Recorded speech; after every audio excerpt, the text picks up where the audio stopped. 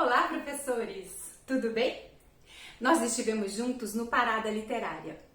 Foi um evento muito bacana onde conversamos sobre a literatura e a escola. Lá eu apresentei duas estratégias de ensino que foram o ponto alto da conversa: vivência literária e experiência literária. Muitos professores entraram em contato comigo pedindo mais dicas de como explorar esse trabalho na escola. E é por isso que eu vim aqui hoje apresentar novas dicas para vocês para desatar alguns nós da produção de texto na escola. Mas antes, se inscreve no canal, ativa o sininho para que quando eu publicar novos vídeos para descomplicar a prática educativa ou para desatar alguns nós, você se sinta desafiado a vir comigo.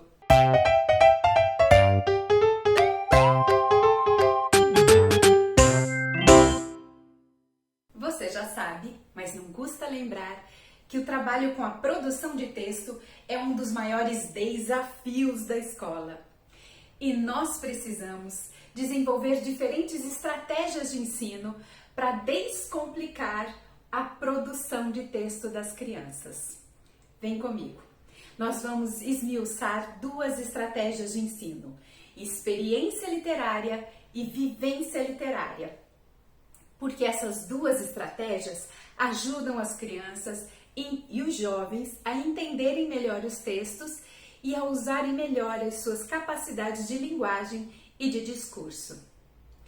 Para a gente entender melhor vivência literária, eu queria convidar vocês a relembrar um texto do poeta Fernando Pessoa. Ele diz que navegar é preciso, viver não é preciso. O que o poeta quer dizer com isso? Que navegar tem precisão, viver não. Viver não é da elaboração, viver não é da compreensão. Viver é da experimentação, é de saborear, é de se entregar, é de viver a vida. Assim é a vivência literária. Vivência literária é oportunizar as crianças viver os textos. Onde elas estiverem, é importante que tenham textos para ler. Eu não sei porquê, mas as escolas concentram os livros apenas em alguns lugares.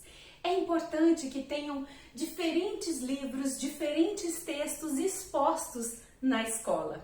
Vale a pena colocar livros em diferentes locais, até no banheiro, para que as crianças e jovens possam ler ou possam ter contato. Eles podem não ler no primeiro momento, mas eles vão se acostumar com a ideia e vão começar a gostar de ler, de tanto entrar em contato com isso. Vale a pena a gente experimentar essa dica. Segunda dica para viver os textos. Vocês podem, sempre que forem conversar com as crianças, contar algum texto, contar alguma história. Façam analogias, contem sobre personagens, expliquem as situações com as quais vocês melhoraram o modo de viver de vocês por causa de uma história ou por causa de um texto. Brinquem com as palavras que tem nos textos. Isso ajuda as crianças a ficarem mais curiosas sobre o quanto é possível pensar a partir de uma ideia que está escrita num determinado texto. Terceira dica: ajudem as crianças a compreender que as palavras podem estar escritas, aliás, elas sempre estão escritas do mesmo jeito, mas em cada texto elas podem significar algo diferente. Por exemplo, casa. A palavra casa, para nós que já somos alfabetizados, isso é muito óbvio, mas para a criança, não. A palavra casa, ela sempre vai se escrever do mesmo jeito. Isso é uma aprendizagem que as crianças têm que ter. Que vai sempre escrever do mesmo jeito. Não muda, é convenção. Mas para elas entenderem isso, elas precisam ver a palavra casa escrita em diferentes textos. E o que elas vão perceber? Apesar de não mudar, ter sempre essa mesma sequência. C-A-S-A, ela pode significar outras coisas, ter outros sentidos. O sentido conotativo da palavra. Casa pode ser casa de casar, ela casa com ele, ou eles, as pessoas vão casar, né? Enfim, vocês entenderam? Casa também pode ser casa de botão, mas também pode ser casa de moradia. As crianças vão perceber que é a mesma palavra, mas tem outros sentidos. E elas também vão aprender o sentido denotativo, que é a descrição da palavra casa, o que é o significado lá no dicionário, como que é, e entender também se é substantivo, se é adjetivo, se é advérbio, essas questões todas. É importante que as crianças tenham essas informações. Claro que à medida que elas forem ficando maiores, não vai querer fazer isso lá na educação infantil. Não precisa, nem no primeiro ano do ensino fundamental. Mas é importante que as crianças aprendam sobre a palavra, que a palavra tem muitas informações. Ela é um texto, cada palavra é um texto, e que dentro disso tem muitas ideias para a gente explorar. Terceira dica para a gente viver os textos. Vocês podem sempre trazer alguma ideia para as crianças compartilharem. Porque a gente vive hoje na época do compartilhar. A gente compartilha a série, a gente compartilha imagens e GIFs no WhatsApp, a gente compartilha textos, artigos nas redes sociais. Então as crianças precisam aprender a compartilhar os textos.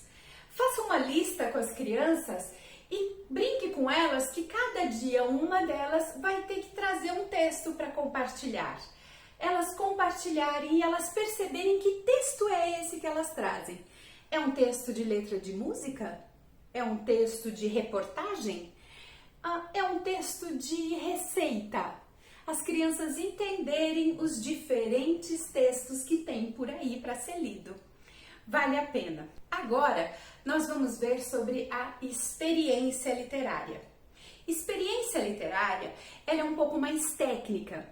É o trabalho com o discurso, com as capacidades de linguagem. E é fundamental a gente explorar isso para a produção de texto.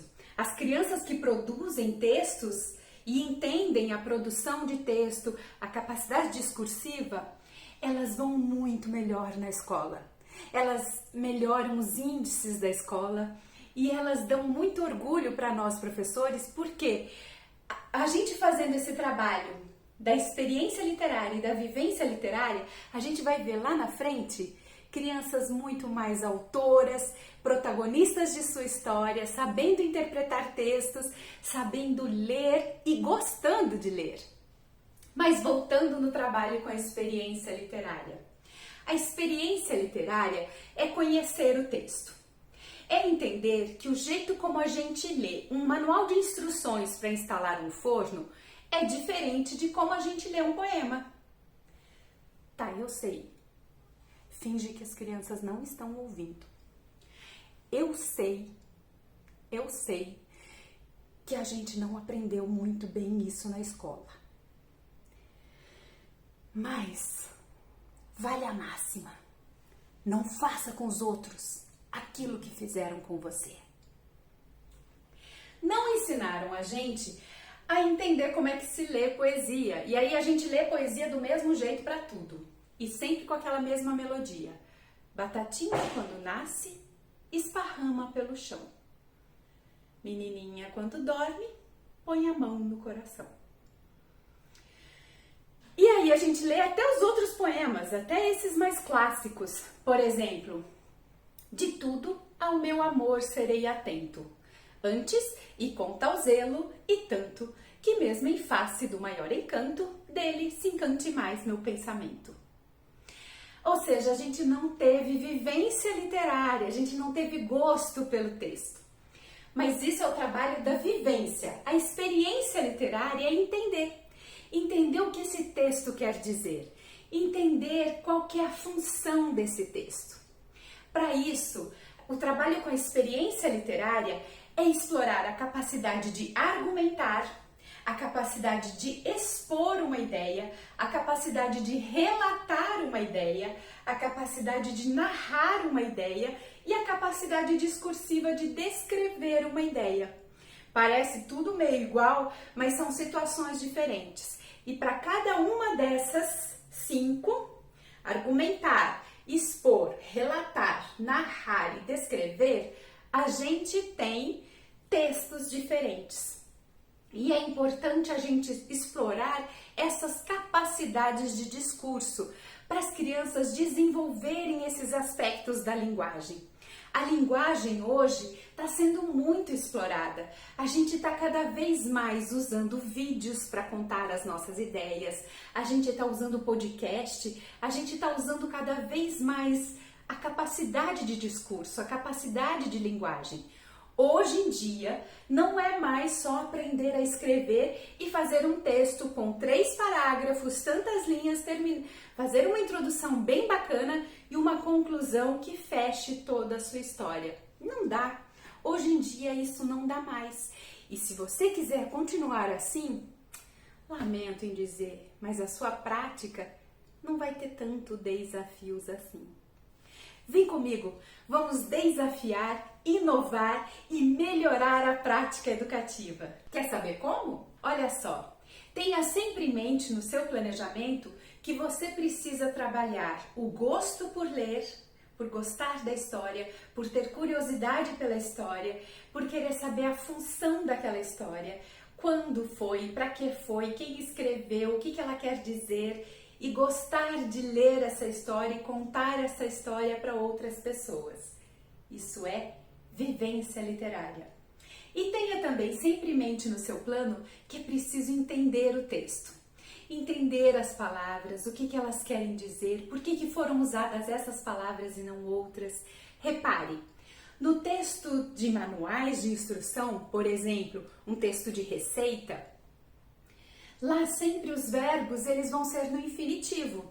É sempre assim, pegue, faça, corte, junte, eles são sempre assim. Não tem um verbo de receita, um texto de receita que diga, por favor. Que tal se você pegar, os verbos não estão escritos assim, o texto não vem escrito com por favor. O texto de receita ele tem uma estrutura e é isso que as crianças precisam entender. Coloque isso no seu plano de aula, no seu plano de ação e trabalhe sempre isso para as crianças baterem o olho e falar, essa estrutura é receita. Essa estrutura tem aqui data, saudação, tem todo um texto aqui que pode ser descritivo, pode ser narrativo, mas isso aqui é uma carta. Ajude as crianças a entenderem o texto. E por que a gente usa carta quando a gente quer relatar ou quando a gente quer descrever? Mas quando a gente vai fazer um texto de argumentação, tem outras convenções, se usam outras palavras, se usam outros tempos verbais, se usam outros verbos. Tá, você vai dizer assim, ai Deise, mas para criança pequena eu já vou falar disso? Não precisa você trazer toda a convenção, mas faça a criança perceber. Você já reparou que aqui nesse texto fala assim e lá no outro texto fala assim? Ajude a criança a entender. O importante é conversar sobre os textos.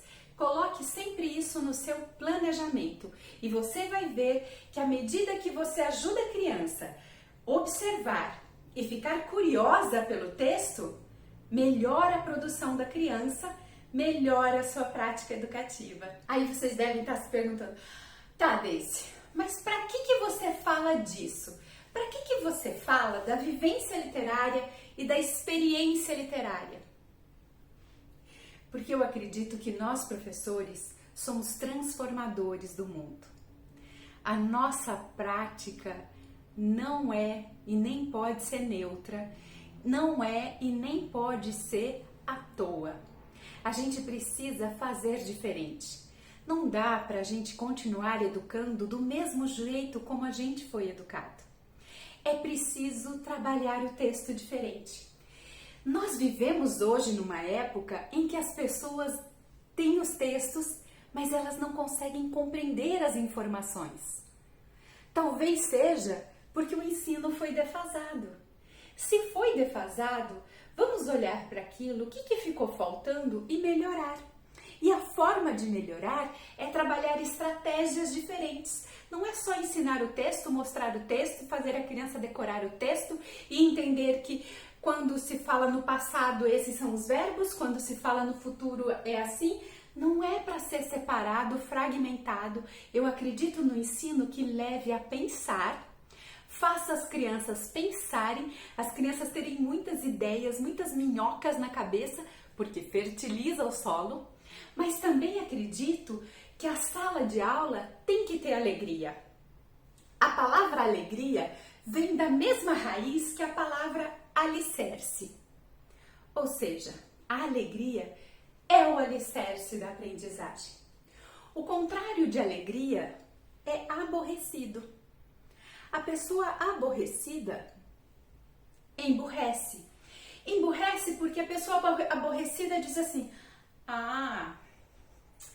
não vou fazer isso, porque dá muito trabalho, Deise.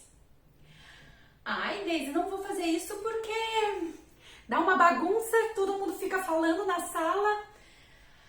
Ai, Deise, eu não vou fazer isso porque falta só 7 anos para eu me aposentar. Ou a pessoa aborrecida vai falar assim: ai, Deise, muito legal esse seu trabalho, mas você não conhece a minha escola, a minha diretora, a minha coordenadora. Tudo isso faz a gente ficar aborrecido. E o aborrecido, ele vai se afundando, afunda e afunda a sala junto. Não dá para ser aborrecido. Eu quero, com isso, trazer alegria para você e trazer alegria para a sala de aula. É possível mudar a educação. É possível melhorar o ensino. Vem comigo. Bom, agora que você já viu todo o vídeo, então eu queria te pedir um favor. Deixa nos comentários aqui alguma coisa que você gostou desse vídeo ou até que você não gostou, para eu entender melhor. Alguma coisa que você gostaria de ver para aprofundar esse trabalho ou algum outro tema que a gente possa desatar junto algum nó da escola. Eu convido você, eu desafio você a escrever nos comentários para que a gente possa continuar melhorando a nossa prática educativa.